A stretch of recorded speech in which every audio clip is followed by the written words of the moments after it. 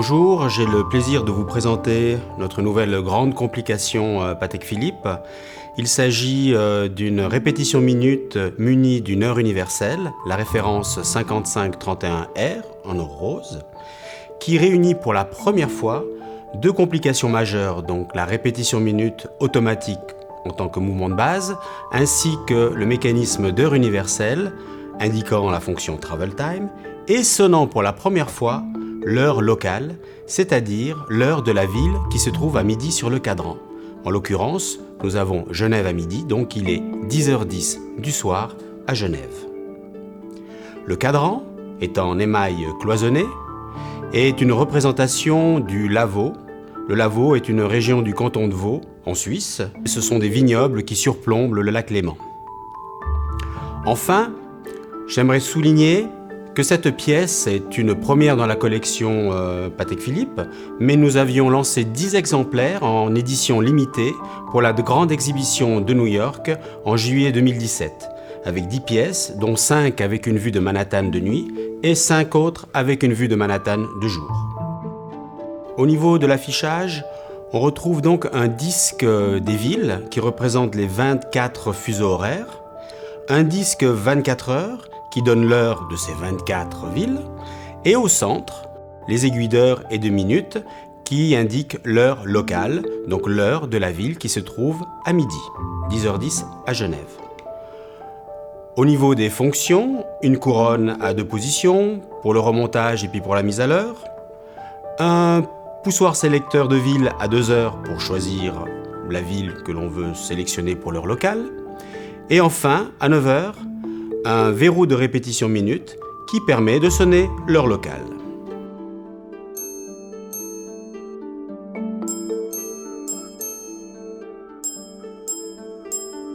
Maintenant, nous allons voyager un peu.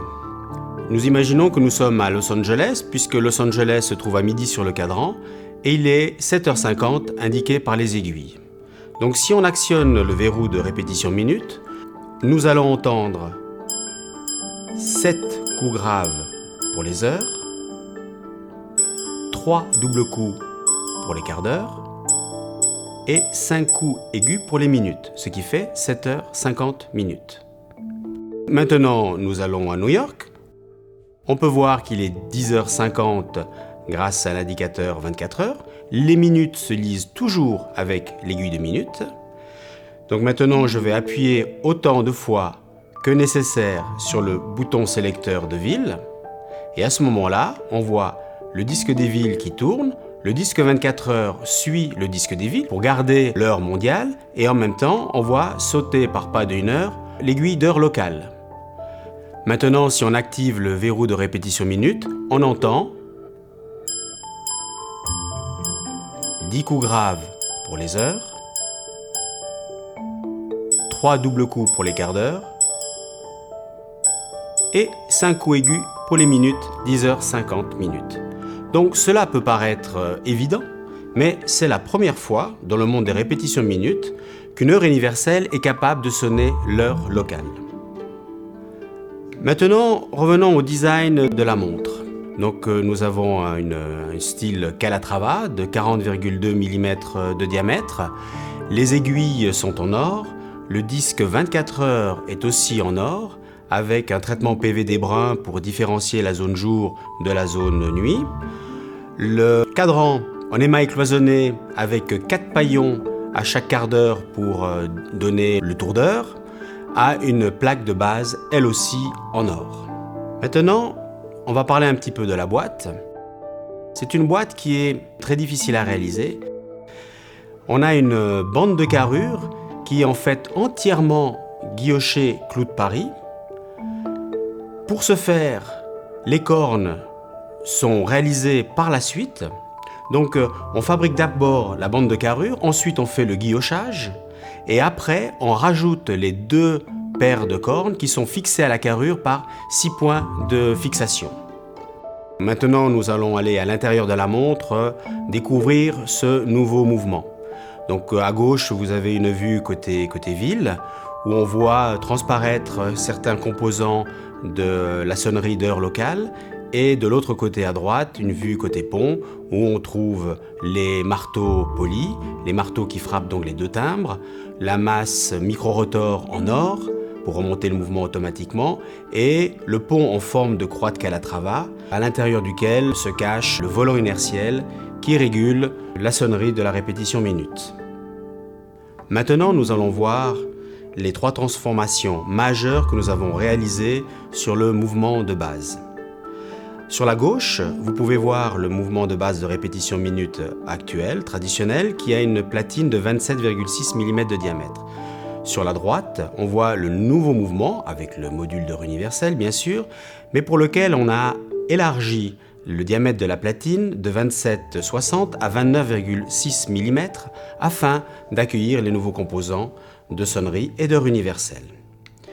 La première transformation majeure est le mécanisme de sonnerie de l'heure. Ce sont les pièces en marron à l'écran. La deuxième transformation est l'ajout d'une bague d'isolation qui permet de verrouiller le sélecteur poussoir de ville lorsque la répétition minute est en marche, afin d'éviter d'abîmer les composants de la répétition minute. Et enfin, la troisième transformation, nous avons modifié la fixation des timbres à la platine pour la mettre sur la carrure de la boîte. Maintenant, rentrons en détail sur ces trois transformations. La première, donc, c'est la synchronisation de la sonnerie de l'heure locale. Ce qu'il faut retenir, c'est que dans une répétition minute traditionnelle, le limaçon des heures qui comporte les 12 échelons pour sonner les 12 différentes heures est entraîné une fois par heure par le bouton de la chaussée. La précision du déclenchement se fait par le sautoir des heures lorsque l'on actionne le verrou de répétition minute. Dans notre cas, le limaçon des heures est entraîné continuellement par le mécanisme d'heure universelle. Et parfois même, lorsque l'on change les villes, ce limaçon des heures va sauter par pas de 1 heure. Donc il a fallu rajouter au mécanisme un nouveau levier qui permet, comme pour la répétition minute traditionnelle, de sonner l'heure exacte à la seconde près. Maintenant, nous allons passer à la deuxième transformation, qui est l'ajout de cette bague d'isolation qui empêche le poussoir sélecteur de ville d'être actionné lorsque la répétition minute sonne. En fonctionnement normal, lorsqu'on appuie sur le poussoir sélecteur des villes, la bague d'isolation, qui a une encoche, laisse passer le poussoir et permet de changer les villes. Lorsque l'on actionne maintenant le verrou de répétition minute, celui-ci étant couplé à la bague d'isolation, déplace finalement l'ouverture et donc empêche maintenant le poussoir de changer de ville. Une fois que la sonnerie a fini de sonner, le verrou de répétition minute reprend sa position initiale et la bague d'isolation se retrouve dans la position permettant au poussoir sélecteur de ville d'être de nouveau actionné. Maintenant, on va juste passer à l'assemblage du mouvement avant de voir la troisième transformation. Donc, le mouvement de base inclut le système de sonnerie de l'heure locale. Par-dessus, on rajoute la plaque de l'heure universelle. Le mécanisme de sonnerie de l'heure locale est totalement intégré dans la plaque de l'heure universelle. Ensuite, on rajoute le disque 24 heures et le disque des villes. Et enfin, le cadran. La troisième transformation, qui est la fixation des timbres. Dans une répétition minute classique, les timbres est rattaché à la platine. Dans notre cas, nous avons fait des essais en fixant les timbres, bien sûr, à la platine, mais aussi en les fixant à la carrure.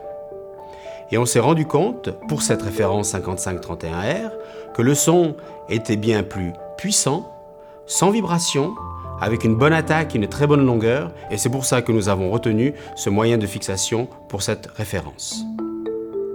En résumé, le calibre est le R27HU automatique.